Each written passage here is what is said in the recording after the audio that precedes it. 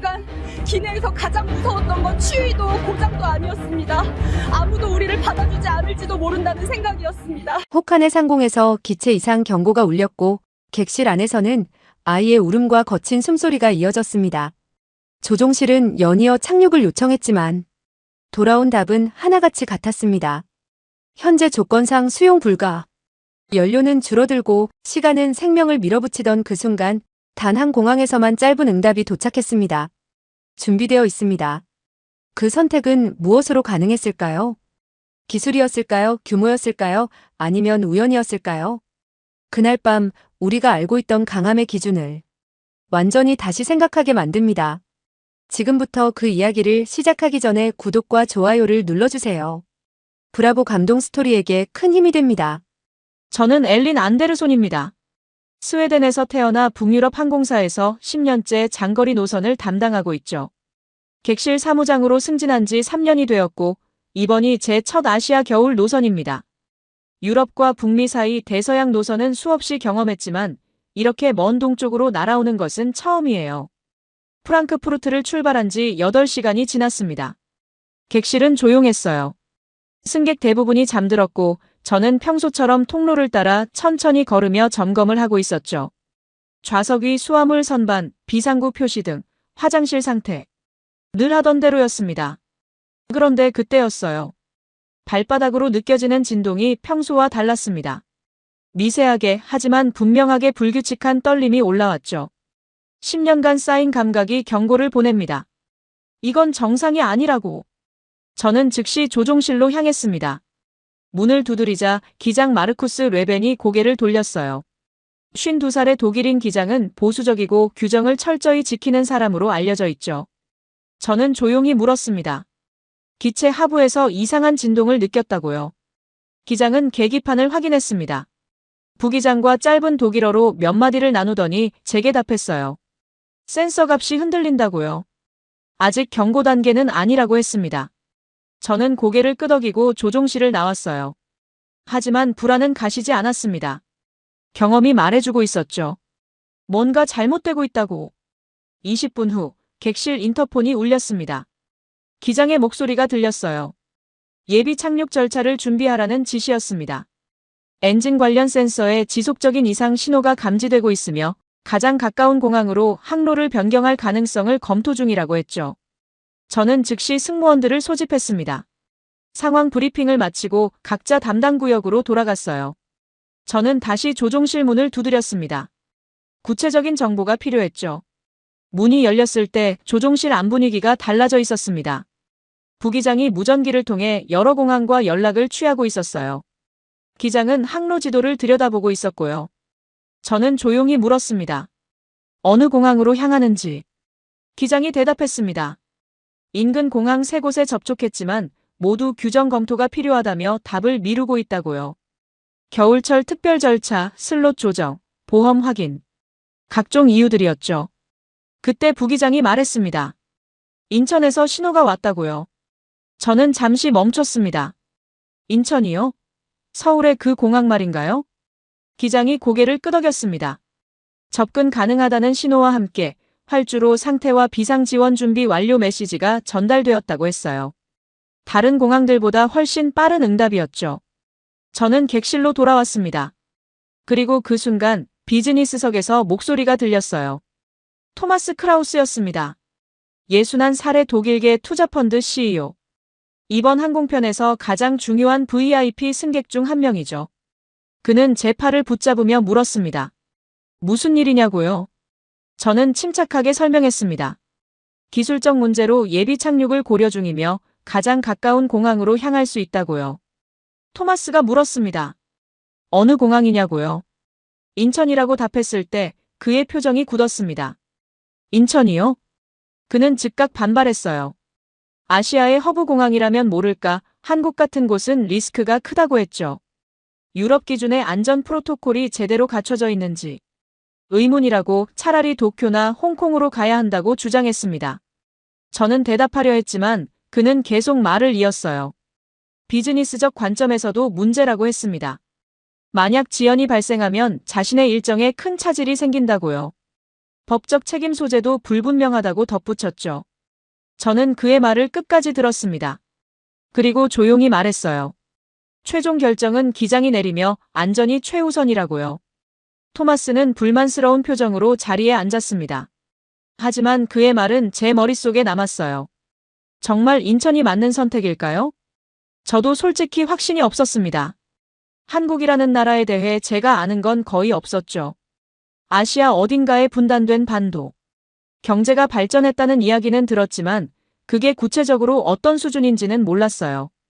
유럽 기준으로 생각하면 토마스의 우려가 이해되기도 했습니다. 저는 다시 조종실로 갔습니다. 기장에게 물었어요. 다른 선택지는 없는지요? 기장은 고개를 저었습니다. 도쿄까지는 연료가 부족하고 블라디보스토크는 겨울철 기상 상태가 좋지 않다고 했어요. 베이징은 현재 슬롯이 막혀 있고요. 인천이 가장 현실적인 선택이라고 했습니다. 저는 창밖을 바라봤습니다. 깊은 밤의 하늘 아래 어딘가에 우리가 향할 공항이 있었죠. 그때 부기장이 말했습니다. 인천 관제에서 추가 메시지가 왔다고요. 결빙 처리 작업이 진행 중이며 우리 항공편에 우선권을 부여할 예정이라고 했습니다. 예정이라는 단어가 묘하게 느껴졌어요. 확정이 아니라 예정이라니. 그건 아직 보장되지 않았다는 뜻일까요? 아니면 이미 준비 중이라는 의미일까요? 저는 판단할 수 없었습니다. 객실로 돌아왔을 때 승객들이 하나둘 깨어나기 시작했어요. 불안한 표정들이 보였습니다. 저는 미소를 지으며 안심시키려 애썼죠. 하지만 제 마음속에는 여전히 의문이 남아 있었습니다. 왜 하필 인천인가요? 그리고 그곳에서 우리를 기다리는 건 과연 무엇일까요? 객실이 두 개의 세계로 갈라지기 시작했습니다. 앞쪽 비즈니스석에서는 계산이 시작되었어요. VIP들이 모여 숫자를 말하고 리스크를 따지고 각자의 이해관계를 점검했죠. 그들의 목소리는 낮았지만 단단했습니다. 마치 회의실에 앉아 있는 것처럼요. 뒤쪽 이코노미석에서는 공포가 번졌습니다. 어린아이가 울기 시작했어요. 엄마가 달래지만 소용없었죠. 노부부는 서로의 손을 꼭 잡고 있었고 젊은 남성 승객은 창밖만 응시했습니다. 공기가 무거웠어요. 저는 그 사이를 오가며 미소를 유지하려 애썼습니다. 하지만 제 손은 떨리고 있었어요. 그때 장 피에르 르노가 저를 불렀습니다. 58살의 프랑스 외교 자문위원. 회색 정장에 금태 안경을 쓴 그는 저를 통로 한가운데 세웠어요. 주변 승객들이 모두 듣도록요. 기장에게 다시 확인해달라고 했습니다. 목소리는 정중했지만 그 안에 담긴 무게는 명령에 가까웠어요. 그는 천천히 또박또박 말했죠. 이건 단순한 항로 변경이 아니라고요. 외교적 리스크가 따르는 문제라고 했습니다. 만약 한국공항에서 문제가 발생하면 그건 개인의 불편함을 넘어서는 사안이 된다고요. 국제적 신뢰, 양국관계, 항공사의 명성. 그 모든 게 걸려있다고 강조했습니다. 저는 대답했어요. 기장이 최선의 판단을 내리고 있다고요. 르노는 고개를 저었습니다. 최선이 아니라 최적을 찾아야 한다고 했어요. 그리고 한국공항이 최적인지는 의문이라고 덧붙였죠. 저는 참았습니다. 입술을 깨물고 고개를 숙이고 예 알겠습니다라고 답했어요. 하지만 제 가슴 속에서는 뭔가 부서지고 있었습니다. 10년간 쌓아온 프로페셔널함. 어떤 상황에서도 흔들리지 않는 침착함. 그게 조금씩 무너지는 느낌이었어요. 저는 주머니에서 작은 카드를 꺼냈습니다. 개인 점검 카드였어요. 비상 상황마다 제가 쓰는 체크리스트죠. 손때 묵은 플라스틱 카드에는 5개의 항목이 적혀 있었습니다. 첫 번째 줄. 승객 안정. 저는 그 문장을 읽으며 스스로에게 물었어요. 지금 제가 승객을 안정시키고 있는 건가요? 아니면 VIP들의 불안을 키우고 있는 건가요? 답을 찾기도 전에 객실 스피커에서 소리가 났습니다. 기장의 음성이었어요. 관제 교신 내용을 전달한다고 했죠. 인천 관제로부터 메시지가 왔다고 합니다. 활주로 결빙 처리 진행 중. 비상의료팀 대기 배치 중. 우리 항공편에 착륙 우선권 부여 예정. 예정이라는 단어가 다시 들렸습니다. 그 순간 토마스 크라우스가 비웃었어요. 예정이요? 그의 목소리에는 조롱이 섞여 있었습니다. 확정도 아니라고 했죠. 예정이라는 건 아직 보장되지 않았다는 뜻 아니냐고, 우리가 도착했을 때 준비가 안 되어 있으면 어쩔 거냐고 따졌습니다. 르노가 거들었어요. 유럽이나 북미였다면 이미 확정 신호를 받았을 거라고요. 동아시아 공항들의 느슨한 커뮤니케이션 관행을 언급하며 이런 애매한 표현이 전형적이라고 했습니다. 저는 아무 말도 할 수 없었어요. 그들의 말이 틀렸다고 확신할 수 없었으니까요. 저도 인천이 어떤 곳인지 몰랐으니까요. 하지만 이상했습니다. 제 안에서 뭔가 반응하고 있었어요. VIP들의 논리를 듣는 동안 제 감각은 다른 이야기를 하고 있었죠. 예정이라는 단어 속에서요. 저는 머뭇거림이 아니라 준비의 기척을 느꼈습니다. 설명할 수 없었어요. 근거도 없었죠. 하지만 10년간 객실에서 쌓은 직관이 속삭이고 있었습니다. 저 단어는 불확실성이 아니라 이미 진행 중이라는 선언이라고요. 저는 혼란스러웠습니다. 토마스가 다시 저를 불렀어요. 본사 운영팀과 연결해달라고 했습니다. 이 결정에 대한 공식 입장을 확인해야 한다고요. 저는 위성전화를 꺼냈습니다. 본사 항공운영팀 매니저 사라 밀러에게 연결되었어요. 45살의 그녀는 냉정하고 정확한 사람이죠. 저는 상황을 간략히 설명했습니다. 사라의 대답은 즉각적이었어요. 법적 책임 범위 확인 전까지 결정을 서두르지 말라고 했습니다. 제 심장이 내려앉았습니다. 사라는 계속 말했어요. 한국공항 이용 시 발생할 수 있는 보험 문제, 배상 청구 복잡성, 언론 대응 시나리오.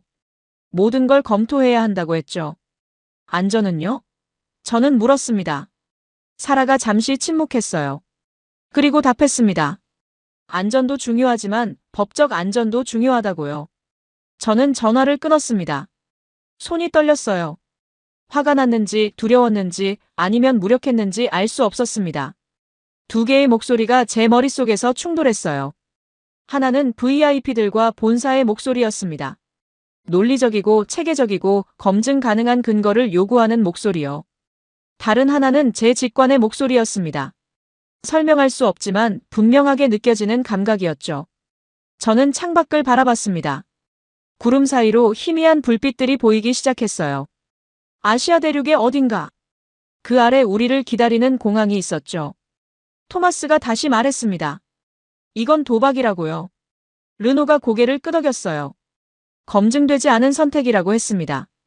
저는 두 사람을 바라봤습니다. 그들의 얼굴에는 확신이 있었어요. 자신들이 옳다는 확신.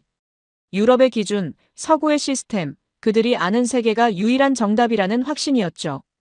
저는 입을 열었습니다. 하지만 말이 나오지 않았어요. 결국 저는 고개를 숙이고 자리를 떠났습니다. 이코노미석 통로를 걸으며 우는 아이를 달래고 노부부에게 미소를 지어 보이고 떨리는 승객들에게 괜찮다고 말했죠. 하지만 제 안에서는 전쟁이 벌어지고 있었습니다. 누구를 믿어야 할까요? 경험 많은 VIP들일까요? 냉정한 본사 매니저일까요? 아니면 설명할 수 없는 제 직관일까요? 그리고 그 선택의 끝에는 무엇이 기다리고 있을까요? 기체가 고도를 낮추기 시작했습니다. 천천히 하지만 확실하게요. 귀가 먹먹해지는 느낌과 함께 객실 압력이 변했어요.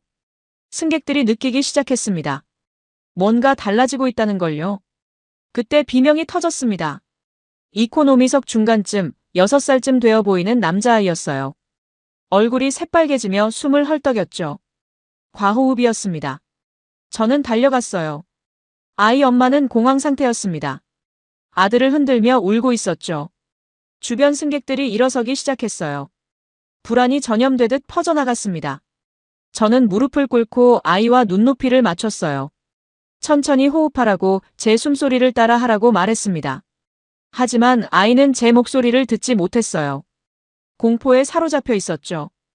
의료 키트를 가져오라고 소리쳤습니다. 후배 승무원이 뛰어왔어요. 산소 마스크를 꺼내려는 순간 기체가 흔들렸습니다. 난기류였죠. 의료 키트가 바닥에 쏟아졌습니다. 주사기, 약병, 붕대가 통로를 굴러다녔어요. 승객들이 비명을 질렀습니다. 노부부는 서로를 꼭 껴안았고 젊은 여성은 기도문을 중얼거렸죠. 저는 떨리는 손으로 산소 마스크를 집었습니다. 아이 얼굴에 씌우려는데 VIP석에서 목소리가 들렸어요. 토마스 크라우스였습니다. 저 아이 상태가 악화되면 어떻게 할 겁니까? 그의 목소리는 날카로웠어요. 비난이 아니라 추궁이었죠. 인천공항에 제대로 된 소아 응급시설이 있느냐고, 유럽 수준의 의료 장비가 갖춰져 있느냐고 물었습니다. 저는 대답할 수 없었어요. 몰랐으니까요. 토마스는 계속 말했습니다. 이건 더 이상 이론의 문제가 아니라고 했어요. 저 아이의 생명이 걸린 문제라고, 검증되지 않은 공항으로 향하는 건 무책임하다고 소리쳤습니다. 주변 승객들이 그의 말을 들었어요. 공기가 얼어붙었습니다. 그때 르노가 자리에서 일어났어요. 조용하지만 무게 있는 목소리로 말했죠. 사무장님, 기장에게 전하십시오. 그는 천천히 또박또박 발음했습니다. 우리는 도쿄로 항로를 변경할 것을 공식 요청합니다. 저는 그를 바라봤어요. 르노의 얼굴에는 확신이 있었습니다. 자신이 옳다는, 이게 상식이라는 확신이었죠. 승객 30여 명이 고개를 끄덕였습니다. 비즈니스석뿐 아니라 이코노미석 승객들까지요. 두려움이 그들을 하나로 만들었습니다. 알려지지 않은 것에 대한 공포가 검증된 선택을 갈구하게 만들었죠. 저는 입을 열었습니다. 하지만 그 순간 객실 인터폰이 울렸어요. 기장이었습니다. 인천 관제로부터 연속 업데이트가 들어오고 있다고 했어요. 활주로 34일 결빙 처리 완료. 접근 각도 조정 완료. 현재 풍속 초당 3m, 시정 10km. 착륙 후 의료팀 배치 위치 전달 완료. 숫자들이었습니다. 구체적이고 연속적이고 끊임없이 갱신되는 숫자들이었어요. 저는 멈췄습니다. 뭔가 이상했어요. 이건 질문에 대한 답변이 아니었습니다. 우리가 묻지도 않았는데 정보가 쏟아지고 있었죠. 기장이 다시 말했습니다. 비상차량 대기 위치, 연료 보급 준비 상태, 승객 이동 경로까지 전달받았다고요. 저는 창밖을 바라봤어요. 아직 공항은 보이지 않았습니다. 하지만 저 아래 어딘가에서 누군가 이미 움직이고 있었어요. 우리가 도착하기도 전에요. 토마스가 소리쳤습니다. 그게 무슨 의미가 있습니까? 그는 자리에서 벌떡 일어났어요. 얼굴이 붉어져 있었죠. 정보를 주는 것과 실행하는 것은 다르다고, 약속과 현실은 다르다고 외쳤습니다. 유럽이라면 이미 헬기가 대기 중이었을 거라고요. 저는 그를 바라봤습니다. 그리고 깨달았어요. 토마스가 두려워하는 건 한국이 아니었습니다. 자신이 모르는 것이었죠. 자신의 경험으로 설명할 수 없는 것. 자신의 세계관 밖에 있는 것이었어요. 저도 마찬가지였습니다. 10년간 유럽과 북미만 오가며 쌓은 경험. 그게 전부라고 믿었죠. 하지만 지금 제 발밑에서 벌어지고 있는 일은 제 경험으로 설명할 수 없었습니다. 위성전화가 다시 울렸어요. 몬사 사라였습니다. 목소리가 긴장되어 있었죠. 엘린, 들어요. 사라는 빠르게 말했습니다. 법무팀과 회의를 했다고, 한국공항 이용 시 발생할 수 있는 법적 리스크를 검토했다고 했어요. 결론은 명확했죠. 결정을 보류하라고 했습니다. 최소한 일본 영공에 진입할 때까지 기다리라고요. 도쿄공항과의 조율이 거의 끝났다고, 그쪽이 훨씬 안전한 선택이라고 강조했습니다. 저는 물었어요. 시간이 얼마나 걸리는데요? 사라가 대답했습니다. 20분이요. 제 심장이 멎는 것 같았어요. 20분이요? 저는 객실을 둘러봤습니다. 과호흡하는 아이, 떨고 있는 노부부, 공포에 질린 승객들. 20분을 더 견딜 수 있을까요? 사라가 말했어요. 엘린, 이건 당신 경력이 걸린 문제예요. 목소리에 위협이 섞여 있었습니다. 만약 잘못된 결정으로 문제가 생기면 책임은 현장 책임자인 제게 돌아온다고 했죠. 하지만 올바른 절차를 따르면 보호받을 수 있다고 했습니다. 저는 전화기를 쥔 손에 힘을 주었어요. 올바른 절차요? 사라가 답했습니다. 그렇다고요. 검증된 프로토콜을 따르는 거라고 했습니다. 저는 물었어요. 그럼 저 아이는요? 사라가 잠시 침묵했습니다. 그리고 말했죠. 그건 별개의 문제예요. 저는 전화를 끊었습니다. 손이 떨렸어요. 분노 때문인지 두려움 때문인지 알 수 없었습니다. 저는 조종실로 향했어요. 문을 두드렸고 기장이 고개를 돌렸습니다. 저는 물었죠. 지금 당장 결정해야 합니까? 기장 마르쿠스가 계기판을 가리켰어요. 연료 게이지였습니다. 바늘이 위험 구간에 근접하고 있었죠. 15분 안에 결정해야 한다고 했습니다. 저는 조종실을 나왔어요. 10년간 쌓아온 모든 경험이 이 순간을 위한 것이었을까요? 하지만 경험은 답을 주지 못했습니다. 객실로 돌아왔을 때 아이가 여전히 울고 있었어요. 저는 무릎을 꿇고 아이 손을 잡았습니다. 작고 차가운 손이었죠. 그 순간 깨달았어요. 지금 이 상황에서 가장 위험한 것은 엔진도, 날씨도, 검증되지 않은 공항도 아니었습니다. 판단을 지연하는 것이었어요. 두려움 때문에, 책임 회피 때문에 완벽한 답을 기다리다가 놓치는 시간이었죠. 인천은 질문을 기다리지 않았습니다. 우리가 묻기도 전에 답을 준비하고 있었어요. 활주로 상태, 바람 변화, 의료팀 배치. 모든 게 실시간으로 갱신되고 있었죠. 저는 처음으로 봤습니다. 규모가 아니라 연결의 밀도를요. 공항이 큰 게 아니라 모든 부서가 긴밀하게 연결되어 있다는 걸요. 질문을 기다리지 않고 필요한 걸 미리 준비하는 시스템을요. 하지만 확신할 수 없었습니다. VIP들의 목소리가 여전히 제 머릿속에 울렸어요. 사라의 경고도요. 저는 두 개의 세계 사이에 서 있었습니다. 하나는 검증된 과거였고 다른 하나는 알 수 없는 미래였죠. 그때 기장의 목소리가 들렸습니다. 사무장, 결정이 필요합니다. 저는 숨을 깊이 들이마셨어요. 그리고 제 안에서 울리는 목소리에 귀를 기울였습니다. 10년간 객실에서 쌓은 직관. 숫자로 설명할 수 없지만 분명하게 느껴지는 감각이었죠. 인천은 준비되어 있었습니다. 저는 입을 열었어요. 저는 기장에게 말했습니다. 인천으로 가야 합니다. 기장 마르쿠스가 저를 바라봤어요. 10년간 함께 일했지만 제가 이렇게 단호하게 의견을 밀어붙이는 건 처음이었죠. 지금 객실 상황이 급변하고 있다고 말했습니다. 과호흡하는 아이, 공황 상태의 승객들, 더 이상 기다릴 수 없다고요. 기장은 대답하지 않았습니다. 그때 VIP석에서 폭발했어요. 토마스가 소리쳤습니다. 이건 절차 위반이라고, 승무원이 항로 결정에 개입할 권한이 없다고 외쳤죠. 르노도 합류했어요. 두 사람은 저를 압박했습니다. 토마스가 숫자를 들이밀었어요. 한국의 항공안전 등급, 겨울철 사고 통계, 유럽 대비 의료시설 수준. 그는 모든 걸 암기하고 있었습니다. 르노는 체면을 말했죠. 만약 한국에서 문제가 생기면 국제적 망신이 된다고. 유럽 항공사가 검증되지 않은 아시아 공항을 선택했다가 실패한 사례로 기록될 거라고 했습니다. 본사사라도 다시 전화했어요. 법무팀 전체가 반대하고 있다고. 엘린, 당신 혼자 책임질 수 없는 일이라고 경고했죠. 저는 세 개의 벽 앞에 섰습니다.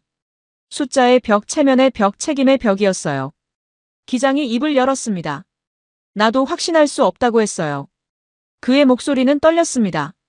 30년간 규정 속에서 살아온 조종사가 흔들리고 있었죠. 토마스가 승리의 미소를 지었어요. 하지만 기장은 계속 말했습니다. 도쿄까지는 연료가 부족합니다. 그 한 문장이 모든 걸 바꿨어요. 토마스의 얼굴이 굳었습니다. 르노가 반박하려 했지만 말이 나오지 않았죠. 연료라는 절대적 현실 앞에서 모든 논리가 무너졌습니다. 기체가 인천 상공에 진입했어요. 구름이 걷히며 불빛들이 나타났습니다. 어둡고 한산한 공항을 예상했는데 저 아래는 빛으로 가득했어요. 일렬로 정렬된 비상 차량들이 불을 켜고 대기하고 있었죠. 토마스가 코웃음을 쳤습니다. 과시라고, 보여주기식 준비라고 중얼거렸어요. 하지만 그의 목소리는 예전만큼 확신에 차 있지 않았습니다. 착륙했어요. 놀라울 정도로 부드러웠습니다. 문이 열리기도 전에 차량들이 제 위치에 있었어요. 의료팀은 기체 후방, 정비팀은 왼쪽, 소방차는 앞쪽. 누군가 지시한 것 같지 않았습니다. 모두가 자기 위치를 알고 있었죠. 한 사람이 올라왔습니다. 주황색 구조복의 젊은 남자였어요. 이름표에 박준호라고 적혀 있었습니다. 그는 객실을 3초 만에 훑고 말했어요. 뒤쪽부터 갑니다. 토마스가 폭발했습니다. VIP부터 아니냐고 소리쳤죠. 박준호는 고개도 돌리지 않았어요. 우선은 지위가 아니라 상태입니다. 그 짧은 문장이 객실의 공기를 얼렸습니다. 60대의 거물들이 29살 구조대원의 한마디에 얼어붙었어요. 박준호는 과호흡하던 아이에게 먼저 갔습니다. 의료진이 올라와 아이와 엄마를 데리고 내려갔어요. 설명도 서류도 동의서도 없었습니다. 그 다음은 가슴을 누르고 있던 노부부였어요. 토마스가 지켜봤습니다. 그의 얼굴에서 분노가 사라지고 혼란이 떠올랐죠. 이건 그가 아는 세계가 아니었습니다. VIP가 먼저가 아니라 아픈 사람이 먼저였어요. 돈도, 지위도, 국적도 묻지 않았습니다. 박준호가 토마스에게 물었습니다. 몸 상태는 괜찮으십니까? 토마스가 괜찮다고 답했어요. 그럼 조금만 기다려 주십시오. 토마스는 앉았습니다. 평생 처음으로 기다리라는 말에 순순히 따른 것 같았어요. 저는 알았습니다. 이곳의 강함은 말이 아니라 순서에 있다는 것을요. 르노가 창밖을 봤어요. 활주로 밖은 영하인데 의료진과 정비팀이 차 안이 아니라 밖에 서 있었습니다. 그때 다른 항공기 비상 신호가 들렸어요. 활주로 밖의 팀들이 일제히 움직였습니다. 30초도 안 걸렸죠. 이미 밖에 있었으니까요. 토마스가 입을 벌렸어요. 그는 평생 효율을 말하며 살았습니다. 하지만 저 사람들의 효율은 달랐어요. 비용을 아끼려 차 안에서 대기하지 않고 30초를 아끼려 추위를 감수했죠. 사람을 구하는 효율이었습니다. VIP들의 확신이 무너지고 있었어요.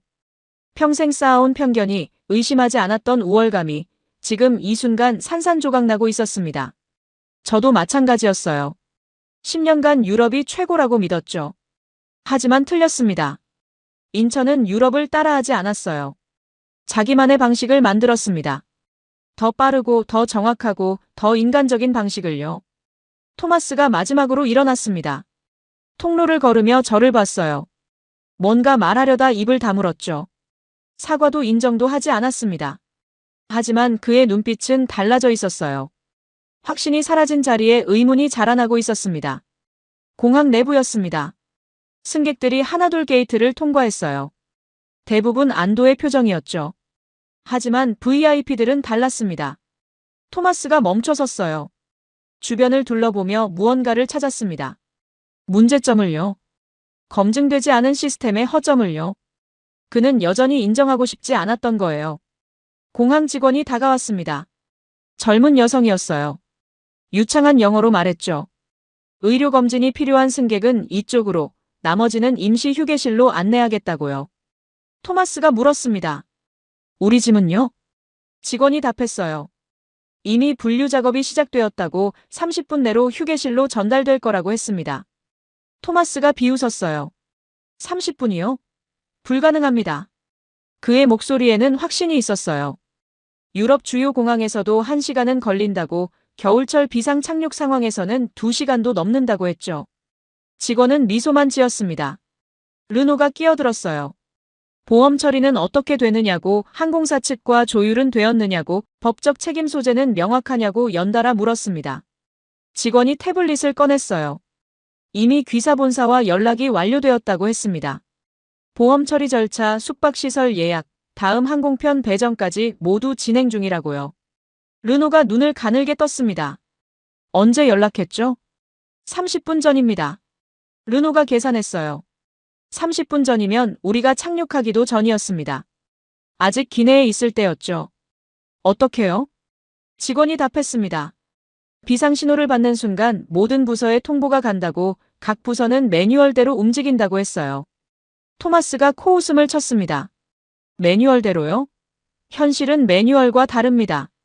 하지만 그의 목소리는 흔들리고 있었어요. 저는 VIP들과 함께 휴게실로 향했습니다. 복도를 걷는데 의료실 문이 열려 있었어요. 안쪽이 보였죠. 과호흡하던 아이가 침대에 누워 있었습니다. 산소 마스크를 쓰고요. 하지만 놀라운 건 그게 아니었어요. 아이 엄마가 옆에 앉아 있었습니다. 의사가 엄마에게 뭔가 설명하고 있었어요. 통역사가 함께였죠. 아이뿐 아니라 엄마도 돌보고 있었습니다. 토마스가 그 장면을 봤어요.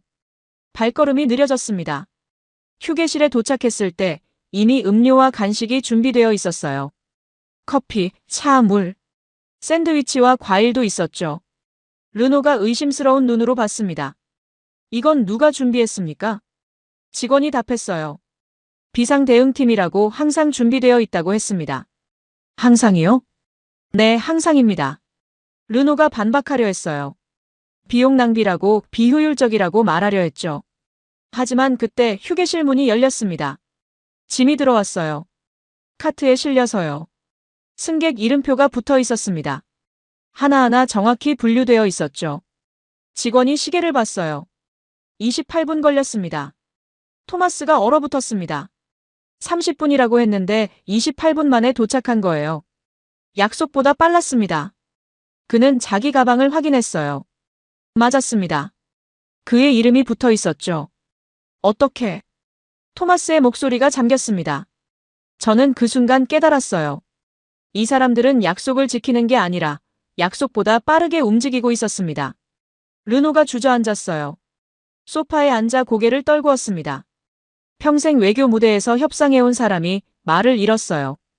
저는 창밖을 바라봤습니다. 활주로가 보였어요. 우리가 타고 온 비행기 주변에서 정비팀이 일하고 있었습니다. 조명을 켜고 체크리스트를 들고 하나하나 점검하고 있었죠. 밤이었어요. 영하의 날씨였습니다. 하지만 아무도 서두르지 않았어요. 정확하게, 차분하게 움직였습니다. 마치 이게 일상인 것처럼요. 제 휴대폰이 울렸습니다. 몬사사라였어요. 목소리가 달라져 있었습니다. 엘린, 한국 측에서 보고서를 보내왔어요. 어떤 보고서요? 우리 비행기 상태 점검 결과요. 엔진 센서 이상, 유압 시스템 체크, 연료 잔량까지 모든 게 적혀 있어요. 우리보다 더 상세합니다. 저는 물었어요. 언제 보냈는데요? 10분 전이요. 10분 전이면 우리가 휴게실에 도착한 직후였습니다. 정비가 끝나기도 전이었죠. 사라가 계속 말했어요. 엘린, 법무팀이 할 말을 잃었어요. 이 정도 시스템이면 우리가 배워야 할 것 같습니다. 전화가 끊겼습니다. 저는 토마스를 봤어요. 그는 창밖만 응시하고 있었습니다. 입술을 깨물고요. 그때 직원이 다시 왔습니다. 노부부 소식을 전하러요. 할머니는 경미한 부정맥으로 판단되어 하룻밤 관찰 후 퇴원 가능하다고 할아버지도 함께 병실에 있을 수 있다고 했습니다. 비용은요? 직원이 고개를 저었어요. 비상의료 지원은 무상입니다. 토마스가 고개를 들었습니다. 무상이요? 네, 공항 비상 상황에서 제공되는 의료 서비스는 승객 부담이 없습니다. 토마스가 할 말을 잃었어요. 61년 인생에서 모든 걸 돈으로 계산하며 살아온 사람이 무상이라는 단어 앞에서 멈췄습니다. 르노가 중얼거렸어요. 예정이라는 단어가 기억나십니까? 저는 고개를 끄덕였습니다. 이 장에서 들었던 그 단어요. 우선권 부여 예정. 토마스는 그게 애매한 표현이라고 비웃었죠. 하지만 틀렸어요. 예정은 불확실함이 아니었습니다. 이미 실행 중이라는 선언이었죠. 그들은 우리가 도착하기 전부터 모든 걸 준비하고 있었습니다. 착륙 전부터, 문이 열리기 전부터, 우리가 요청하기 전부터요. VIP들은 더 이상 고개를 들지 못했습니다. 토마스는 커피잔을 쥐고 있었어요. 하지만 마시지 않았습니다. 그저 응시했죠. 르노는 안경을 벗었습니다. 손으로 얼굴을 문질렀어요. 저는 그들을 보며 알았습니다. 지금 이 순간 무너지고 있는 건 공항 시스템에 대한 의심이 아니었어요. 자기 자신에 대한 확신이었습니다. 평생 쌓아온 기준이 의심 없이 믿어온 우월함이 조용히 무너지고 있었죠. 그 무너짐 속에서 새로운 질문이 자라나고 있었습니다.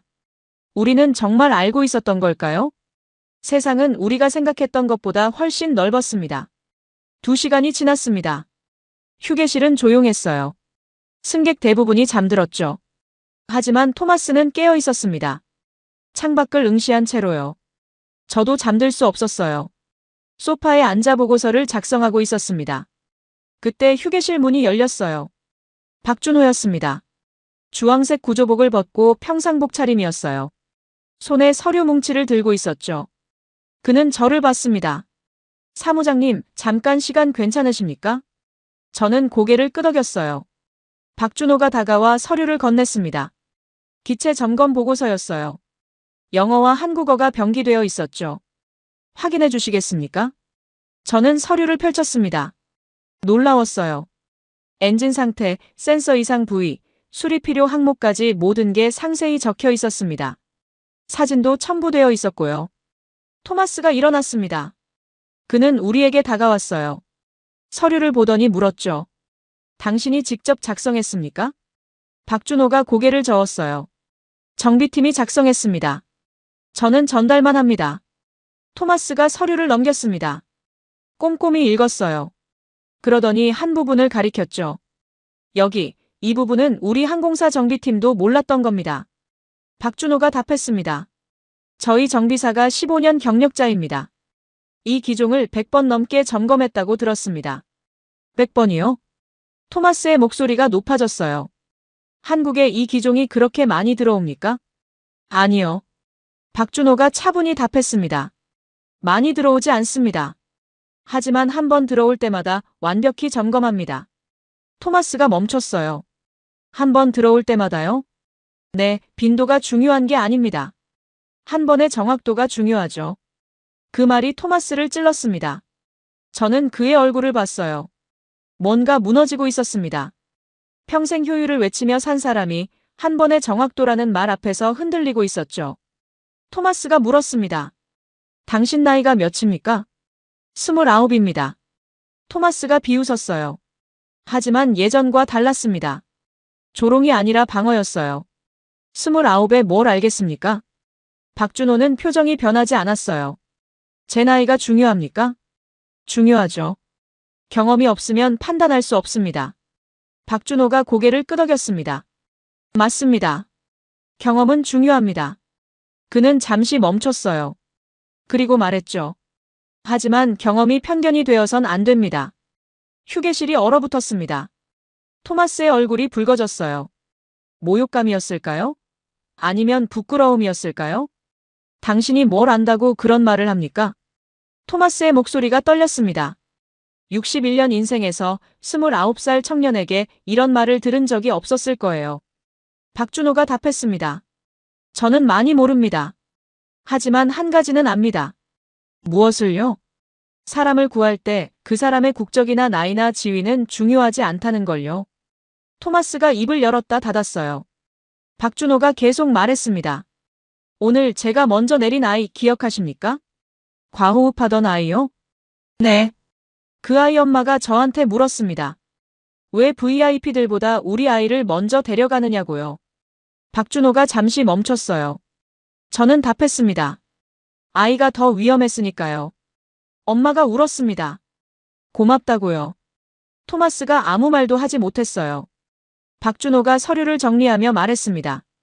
저는 VIP를 무시한 게 아닙니다. 다만 우선순위를 따랐을 뿐입니다. 그게 바로 무시 아닙니까? 토마스가 소리쳤어요. 마지막 저항이었죠. 평생 특별 대우를 받아온 사람이 줄을 서야 한다는 게, 기다려야 한다는 게 받아들여지지 않았던 거예요. 박준호가 토마스를 똑바로 봤습니다. 손님께서는 건강하셨습니다. 그래서 기다려주실 수 있었죠. 그게 무시입니까? 저는 그게 존중이라고 생각합니다. 토마스가 얼어붙었어요. 건강한 사람이 아픈 사람을 기다려주는 것. 그게 존중이라는 말이었습니다. 박준호가 덧붙였어요. 유럽에도 이런 시스템이 있지 않습니까? 응급실 트리아지요. 위급한 환자부터 보는 거죠. 토마스가 대답하지 못했습니다. 맞았으니까요. 유럽도 미국도 전 세계 어디든 응급실은 그렇게 운영됩니다. 하지만 토마스는 그게 자기한테 적용될 거라고는 생각 못했던 거예요. 저는 그 순간 봤습니다. 토마스의 눈에서 뭔가 깨지는 걸요. 확신이 아니었어요. 교만이었습니다. 자기는 예외라는, 자기는 특별하다는, 규칙이 자기에겐 적용되지 않는다는 교만이었죠. 박준호가 인사했습니다. 실례하겠습니다. 그는 돌아서서 나갔어요. 29살의 구조대원이 61년 거물 CEO를 침묵시키고 떠났습니다. 휴게실이 조용했어요. 토마스는 소파에 주저앉았습니다. 손으로 얼굴을 감쌌어요. 어깨가 떨렸습니다. 울고 있는 걸까요? 아니면 분노를 참고 있는 걸까요? 저는 알 수 없었어요. 르노가 조용히 말했습니다. 우리가 틀렸습니다. 토마스가 고개를 들었어요. 눈이 충혈되어 있었습니다. 무엇이 틀렸습니까? 모든 것이요. 르노가 창밖을 가리켰어요. 우리는 이곳을 무시했습니다. 검증되지 않았다고, 기준이 낮다고, 위험하다고 말했죠. 하지만 보십시오. 활주로가 보였어요. 새벽이었습니다. 하지만 여전히 불이 켜져 있었죠. 정비팀이 일하고 청소팀이 움직이고 모든 게 돌아가고 있었습니다. 르노가 계속 말했습니다. 우리가 틀린 건 한국을 몰랐기 때문이 아닙니다. 우리 자신을 너무 알았기 때문입니다. 토마스가 글을 봤어요. 무슨 뜻입니까? 우리는 우리 방식만이 옳다고 믿었습니다. 유럽 기준, 서구 시스템. 그게 전부라고요. 다른 방식은 열등하다고 단정했죠. 토마스가 입술을 깨물었어요. 르노가 말했습니다. 하지만 저 청년이 보여줬습니다. 다른 방식이 있다는 걸요. 더 나을 수도 있다는 걸요. 저는 두 사람을 봤습니다. 60대의 거물들이 평생 세상을 지배했던 사람들이 지금 무너지고 있었어요. 하지만 그건 파괴가 아니었습니다. 재구성이었죠. 잘못된 확신을 부수고 새로운 질문을 세우는 과정이었습니다. 토마스가 중얼거렸어요. 경험이 편견이 되어선 안 된다. 그는 그 문장을 되뇌었습니다. 박준호의 말이었죠. 저는 제 보고서를 봤어요. 방금 전까지 쓰고 있던 문장들이요. 기술적 문제로 인한 비상 착륙, 인천공항 이용, 절차에 따른 대응. 모두 사실이었어요. 하지만 핵심은 아니었습니다. 저는 펜을 들었습니다. 그리고 새로운 문장을 적었어요. 이곳에서 배웠습니다. 강함은 크기가 아니라 순서에 있다는 것을. 효율은 속도가 아니라 정확도에 있다는 것을. 존중은 특별 대우가 아니라 공정한 우선순위에 있다는 것을. 저는 박준호가 나간 문을 바라봤습니다. 29살. 하지만 그는 60대의 거물들보다 더 많은 것을 알고 있었어요. 진짜 중요한 것이 무엇인지를요. 새벽 4시였습니다. 저는 휴게실 창가에 서 있었어요. 밖은 여전히 어둡고 온도계는 영하 12도를 가리키고 있었죠. 그런데 이상한 광경이 보였습니다. 활주로 옆 대기구역에 사람들이 서 있었어요. 차 밖에요. 주황색 구조복, 흰색 의료복, 파란색 정비복. 30명은 좋게 되어 보였습니다. 왜 저 사람들은 차 안에 있지 않을까요? 저는 코트를 걸치고 밖으로 나갔습니다. 공항 직원이 말렸어요. 춥다고요. 하지만 저는 고개를 저었습니다. 직접 봐야겠다고 했죠. 밖으로 나가는 순간 한기가 얼굴을 때렸습니다. 차가웠어요. 손이 시렸죠. 제 입김이 하얗게 피어올랐습니다. 이런 날씨에 누가 밖에 서 있을까요? 하지만 그들은 서 있었어요. 저는 가까이 다가갔습니다. 의료진 한 명과 눈이 마주쳤어요. 40대쯤 되어 보이는 남자였습니다. 저는 물었습니다. 원래 이렇게 밖에서 대기하나요? 의료진이 고개를 끄덕였어요. 네, 비상신호가 들어오면 다 나옵니다. 왜요? 차 안에서 대기하면 안 되나요? 그가 잠시 생각했습니다. 그리고 담담히 답했어요. 차에서 내리는데 10초 걸립니다. 장비 챙기는데 10초 더요. 그럼 20초가 늦어지죠. 20초요? 네, 사람 목숨이 20초에 갈릴 수 있습니다. 저는 할 말을 잃었어요. 20초를 아끼기 위해 영하 12도 날씨에 밖에 서 있다고요? 의료진이 장갑을 벗어 호흡을 불어넣었습니다. 손이 빨갛게 얼어 있었어요. 춥지 않으세요? 춥죠. 그는 웃었습니다. 하지만 승객은 더 두렵습니다. 그 두려움에 비하면 추위는 괜찮습니다. 저는 그의 눈을 봤어요. 거짓이 없었습니다. 과장도 영웅심도 없었죠. 그저 당연하다는 듯이 말하고 있었습니다. 정비팀 쪽으로 걸어갔습니다. 한 젊은 정비사가 장비를 점검하고 있었어요. 손이 떨리고 있었지만 체크리스트를 하나하나 확인했습니다. 저는 물었습니다. 오래 기다렸나요? 3시간쯤요. 3시간이요? 그럼 우리 비행기가 비상신호를 보내기 전부터요? 정비사가 고개를 끄덕였어요. 비상신호는 한 대만 오는 게 아닙니다. 하루에 서너 번 오기도 하죠. 그때마다 나옵니다. 매번요? 네, 매번입니다. 저는 뒤를 돌아봤어요. 휴게실 창문 너머로 토마스와 르노가 보였습니다. 그들도 이 광경을 보고 있었죠. 저는 다시 의료진에게 물었습니다. 힘들지 않으세요? 힘들죠. 그가 솔직하게 답했어요. 하지만 이게 우리 일입니다. 빠르게 대응하는 게요. 저는 그때 깨달았습니다. 이 장에서 들었던 단어가요. 예정이라는 말이요. 우선권 부여 예정. 토마스는 그게 애매한 표현이라고 비웃었어요. 확정이 아니라 예정이라니 보장되지 않았다고요. 하지만 틀렸습니다. 예정은 불확실함이 아니었어요. 이미 실행 중이라는 선언이었습니다. 우리가 비상신호를 보내는 순간 이 사람들은 이미 밖으로 나왔던 거예요. 차에서 내리고 장비를 챙기고 위치로 이동했죠. 우리가 착륙할 때쯤에는 모든 게 준비되어 있었습니다. 예정이 아니라 완료였어요. 다만 그들은 겸손하게 예정이라고 말했을 뿐이었죠. 저는 돌아섰습니다. 휴게실로 향하며 활주로를 다시 봤어요. 우리 비행기 주변에서 정비팀이 여전히 일하고 있었습니다. 조명 아래서 그들의 모습이 선명했어요. 누구 하나 급하게 움직이지 않았습니다. 체크리스트를 들고 하나씩 확인하고 사진을 찍고 기록했죠. 마치 낮은 것처럼요. 마치 따뜻한 날씨인 것처럼요.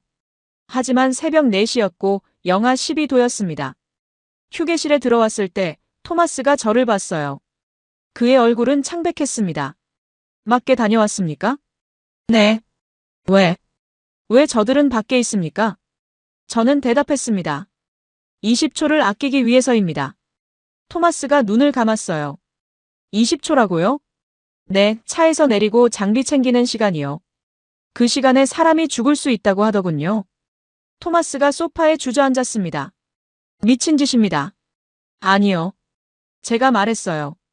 시스템입니다. 토마스가 저를 봤어요. 이해할 수 없다는 표정이었죠. 르노가 조용히 말했습니다. 우리가 효율을 말할 때 비용을 계산합니다. 차 안에서 대기하는 게 더 경제적이니까요. 그가 창밖을 가리켰어요. 하지만 저들의 효율은 다릅니다. 생명을 계산하죠. 토마스가 반박하려 했어요. 입을 열었다가 닫았습니다. 할 말이 없었던 거예요. 저는 제 노트를 펼쳤습니다. 이 장에서 적었던 문장들을 다시 읽었어요. 예정이라는 단어. 이제 그 의미가 명확했습니다. 한국 사람들은 약속을 지키는 게 아니었어요. 약속하기 전에 이미 하고 있었습니다. 예정이라고 말할 때 이미 실행 중이었던 거죠. 그게 이 나라의 방식이었습니다. 말이 아니라 행동이요. 선언이 아니라 준비요. 토마스가 중얼거렸습니다. 우리는 틀렸습니다. 르노가 고개를 끄덕였어요. 처음부터 끝까지요. 두 사람은 더 이상 고개를 들지 못했습니다. 60년 인생에서 처음으로 자신들이 아무것도 모른다는 걸 깨달은 것 같았어요. 저는 창밖을 봤습니다. 동이 트기 시작했어요. 하늘이 밝아지고 있었죠. 하지만 활주로의 불빛은 여전했습니다. 낮이든 밤이든 따뜻하든 추우든 그들은 거기 있었어요. 누군가를 기다리며요. 누군가를 구하기 위해요. 저는 펜을 들었습니다. 그리고 보고서에 한 문장을 더 적었어요. 이 나라는 위기를 처리하지 않습니다. 위기를 평소의 질서로 만듭니다. 호텔방이었습니다. 공항에서 제공한 숙소였어요. 침대, 책상, 창문. 간단했지만 필요한 건 다 있었습니다. 저는 책상에 앉아 보고서를 펼쳤어요. 커서가 깜빡였습니다. 빈 화면이었죠. 하지만 제 머릿속은 가득했어요. 어디서부터 써야 할까요? 기술적 문제, 비상 착륙, 절차대로 진행된 대응? 아니었습니다. 저는 숫자 대신 문장을 먼저 적었어요. 이 나라는 위기를 처리하지 않습니다. 위기를 평소의 질서로 만듭니다. 손이 떨렸어요. 10년간 쓴 보고서 중 이런 문장을 적은 적은 없었습니다. 감정이 아니라 숫자를, 인상이 아니라 사실을 써왔죠. 하지만 지금은 달랐어요. 문이 두드려졌습니다. 기장 마르쿠스였어요. 손에 서류를 들고 있었죠. 들어와도 되겠습니까? 저는 고개를 끄덕였습니다. 기장이 책상에 서류를 내려놓았어요. 한국 측에서 보내온 자료였습니다. 대응 매뉴얼, 체크리스트, 팀 구성도, 통신 기록까지 모든 게 정리되어 있었어요. 공유하겠다고 합니다. 저는 서류를 펼쳤습니다. 놀라웠어요. 이건 기밀이 아닌가요? 공항 운영의 핵심 노하우인데 왜 경쟁사에게 공유하는 거죠? 기장이 말했습니다. 나도 물었습니다. 그랬더니 이렇게 답하더군요. 뭐라고요? 안전은 경쟁이 아니라 협력이라고요. 저는 할 말을 잃었어요. 기장이 창밖을 봤습니다. 엘린, 나는 30년간 조종사로 살았습니다. 유럽 곳곳을 날았죠. 자부심이 있었어요. 그가 목소리를 낮췄습니다. 하지만 오늘 밤 그 자부심이 부끄러웠습니다. 왜요? 우리가 놓친 게 너무 많았으니까요. 기장이 저를 봤어요. 눈이 젖어 있었습니다. 규정을 지키는 것과 사람을 구하는 것. 나는 그 둘이 같다고 믿었습니다. 하지만 아니었어요.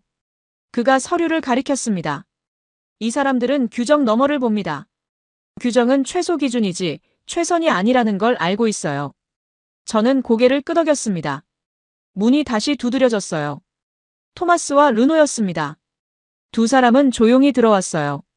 어젯밤과는 달랐습니다. 오만함이 사라져 있었죠. 토마스가 입을 열었습니다. 사무장님, 제가 사과하고 싶습니다. 목소리가 떨렸어요. 제가 틀렸습니다. 처음부터 끝까지요. 무지했고 교만했고 편견에 갇혀 있었습니다.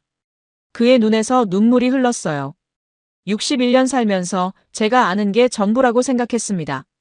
하지만 아무것도 모르고 있었어요. 르노가 말했습니다. 저도 마찬가지입니다. 평생 외교 무대에서 일하며 세상을 안다고 착각했죠. 하지만 진짜 존중이 뭔지, 진짜 효율이 뭔지 몰랐습니다. 두 사람이 고개를 숙였어요. 저는 그들을 보며 울컥했습니다. 이건 굴욕이 아니었어요. 성장이었습니다. 무너진 자리에서 새로운 것을 배우는 순간이었죠. 아침이 되었습니다. 공항으로 돌아왔을 때 박준호가 기다리고 있었어요. 그는 우리에게 작은 상자를 건넸습니다. 뭡니까? 기념품입니다. 상자를 열었어요. 안에는 작은 배지가 들어 있었습니다. 태극 문양과 함께 짧은 문구가 새겨져 있었어요. 함께 날아갑니다. 박준호가 설명했습니다. 비상 착륙했던 모든 항공기에 드립니다. 우리가 함께 극복했다는 의미입니다. 토마스가 배지를 쥐었어요. 손이 떨리고 있었습니다. 왜 이런 걸 주십니까? 우리가 당신들을 무시했는데요. 박준호가 웃었습니다. 무시는 무지에서 옵니다. 이제 아셨으니 더 이상 무시하지 않으시겠죠. 르노가 울음을 터뜨렸어요. 60평생 처음이었을 거예요. 사람들 앞에서 우는 게요. 저도 눈물이 났습니다. 이게 한국이었어요. 잘못을 비난하지 않고 배울 기회를 주는 나라였죠. 탑승 시간이었습니다. 게이트로 걸어가는데 공항 직원들이 줄지어 서 있었어요. 빼웅이었습니다. 한 명 한 명이 고개를 숙였어요. 안녕히 가십시오. 좋은 여행 되십시오. 저는 멈췄습니다. 당신들은 왜 이렇게까지 하십니까? 한 직원이 답했습니다. 손님이 안전하게 돌아가시는 게 우리 일이니까요. 간단했어요. 복잡한 이유가 없었습니다. 그저 사람을 대하는 태도였어요. 비행기에 올랐습니다. 창가에 앉아 인천공항을 바라봤어요. 저 건물 안에서 수백 명의 사람들이 일하고 있었죠. 보이지 않는 곳에서요. 인정받지 못해도요. 영하의 추위 속에서도요. 단지 누군가를 구하기 위해요. 기체가 움직이기 시작했습니다. 저는 배지를 가슴에 달았어요. 함께 날아갑니다라는 문구가 빛났습니다. 토마스가 제 옆에 앉았어요. 사무장님, 저는 본사에 보고할 겁니다. 무엇을요? 우리가 바꿔야 한다고요. 한국 시스템을 배워야 한다고요. 그가 창밖을 봤습니다. 크기를 자랑하는 것보다 정확함을 추구하는 게 낫습니다. VIP를 우대하는 것보다 사람을 공정하게 대하는 게 옳습니다. 비행기가 이륙했어요. 인천이 멀어졌습니다. 하지만 제 마음속에는 더 선명히 새겨졌어요.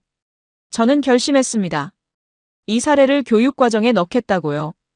단순히 한국이 대단하다가 아니라 우리는 왜 이 기준을 갖지 못했는가를 묻겠다고요. 반성이 아니라 성장이요. 비난이 아니라 배움이요. 비행은 계속될 거예요.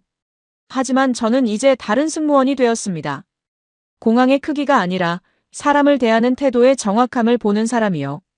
화려한 시설이 아니라 위기 속에서 빛나는 시스템을 존중하는 사람이요. 그리고 가장 중요한 것, 편견을 깨고 배울 줄 아는 사람이요. 창밖으로 한반도가 보였습니다. 작은 땅이었어요. 하지만 그 안에는 거대한 마음이 있었습니다. 사람을 향한 마음이요. 저는 눈물을 닦았습니다. 그리고 다짐했어요. 다시 올 거라고요. 이번에는 승무원이 아니라 배우러 오는 학생으로요. 감사합니다, 인천. 감사합니다, 한국. 당신들이 보여준 것은 공항 시스템이 아니었습니다. 인간에 대한 존중이었습니다. 그리고 그게 진짜 선진국의 모습이라는 것을 배웠습니다. 여러분, 긴 이야기 끝까지 들어주셔서 감사합니다.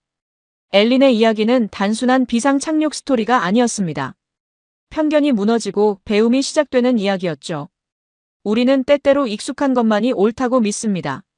하지만 세상은 넓고 배울 것은 많습니다. 한국의 시스템, 한국의 마음, 한국의 방식. 그것이 얼마나 특별한지 이 이야기를 통해 느끼셨기를 바랍니다. 이 이야기가 감동적이셨다면 좋아요 버튼을 눌러주세요. 그리고 구독 버튼도 꼭 눌러주시기 바랍니다. 여러분의 구독 하나하나가 더 좋은 이야기를 만드는 힘이 됩니다. 다음에는 또 어떤 감동적인 이야기로 찾아올지 기대해주세요. 알림 설정까지 해두시면 새 영상을 가장 먼저 만나보실 수 있습니다. 시청해주셔서 정말 감사합니다. 여러분 모두 오늘도 안전한 하루 보내시길 바랍니다. 감사합니다.